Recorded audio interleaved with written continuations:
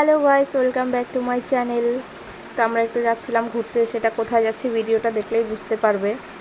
তো এই যে আমার মা ছিল এটা, আর আগেটা ছিল আমার দিদি। তো আমরা এখন সবাই মিলে রেডি হয়ে নিব, তাই একটু ভাবলাম যে আমি একটু ভিডিও করে নেই। তো আমি এখন একটু চুলটা চিরুনি করে নেব ভালো মতন, একটু সুন্দর করে সাজবো। আমার ড্রেস পরা হয়ে গেছে, এখন শুধু একটু মেকআপ করে নেব হালকা, বেশি করব না। তো আমি যে কী চুলটা বানবো সেটাই বুঝতে পারছিলাম না। আমি কোথাও যাওয়ার সময় এরকমই হয়। তারপরে এই তো আমি পুরো রেডি হয়ে গেছি, আমাকে কেমন লাগছে কমেন্ট করে জানিও। আর ড্রেসটা আজকে আমি পরলাম, এর আগে শুধু একদিন পরে ফটো উঠিয়েছিলাম। তো আমরা এই তো এখানে সবাই রেডি হয়ে গেছি।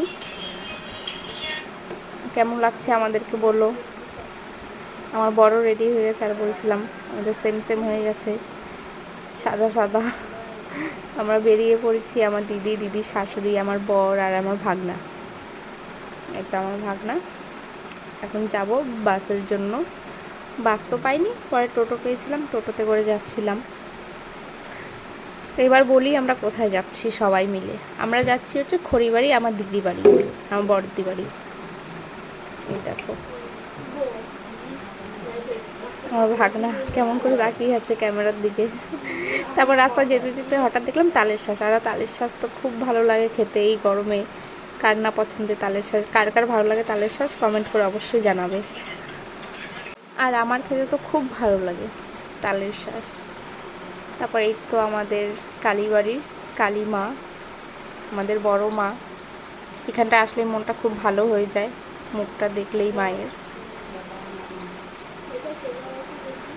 তো এই তো এটা ছিল খড়িবাড়ির মেলা হচ্ছিল ওখানে, বৈশাখী মেলা এখনও শেষ হয়নি। তারপর আমরা টোটোর থেকে নেমে একটু যাচ্ছিলাম মিষ্টি নেব বলে, দিদি বাড়ি যাচ্ছি। আমরা দুজন তো এবার হচ্ছে বিয়ের পর ফার্স্ট টাইম যাচ্ছি, তার জন্য একটু মিষ্টি নিয়ে নিচ্ছিলাম।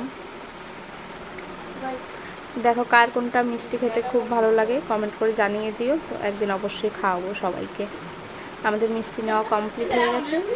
তারপর আমরা যাচ্ছিলাম একটা স্প্রাইটের জন্য, স্প্রাইট নেওয়ার জন্য। এই দোকানটা আগের থেকে আমার দিদি ছিল ওইখানে। তারপর আমার দিদিকে বললাম যে কি নিলি দেখা। তো হচ্ছে স্প্রাইট পাইনি, একটা ফ্যানটা নিয়ে নিয়েছিল। তো এখানে যাই না ওরা কেন হাসাহাসি করছিল, আমি ভুলে গিয়েছিলাম। তো আমাদের সব কিছু নেওয়া কমপ্লিট, আবার উঠে গেলাম টোটোতে। তারপর সোজা পৌঁছে গেলাম আমার দিদি বাড়ি। এই তো আমার বড় ভাগনা এখানে দাঁড়িয়েছিল যে আমরা কখন আসবো কখন আসবো। তারপরে নেমে পড়লাম টোটোর থেকে, এখন ঢুকে যাবো দিদি বাড়ি।